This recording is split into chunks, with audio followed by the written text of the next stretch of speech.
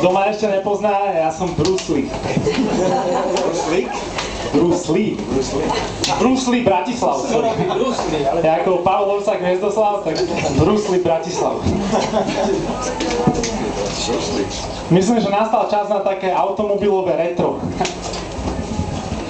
Máme moderné autobusy Ikarus, chránia životné prostredie, aj Sajus.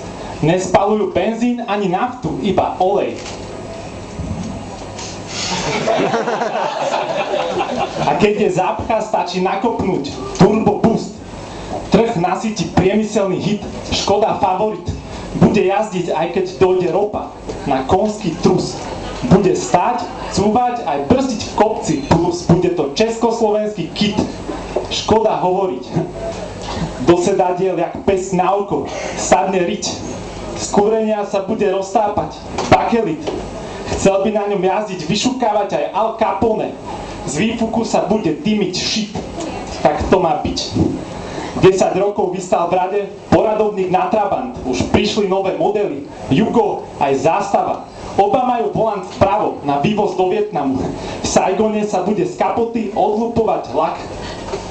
Keby každý jazdil ako ty, je to tu samý vrak. Prvýkrát v uliciach a predbiehaš 130 sprava.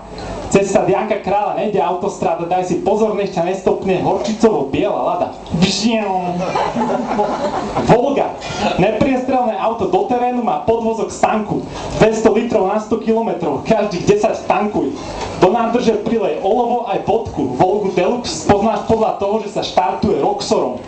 Čoskoro príde na trh v NDR nový Wartburg. Konečne s motorom a brzdami pod kontrolou. Má 4 nové dvere, stereo a fader. Keď oňho nechceš prísť, radšej ho parkuj pred BB.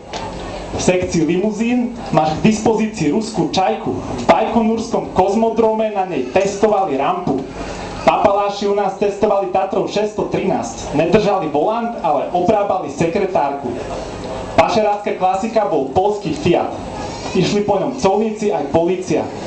Našiel si ho odstavený na hraniciach RVHP, vedľa neho v bočnom pruhu Tyráky, Lada Niva, zadržaní Poliaci a príslušníci ako zabavujú kontraband v sedadlách aj v pneumatikách. Košele, mokasíny, mrkváče, kozí syr.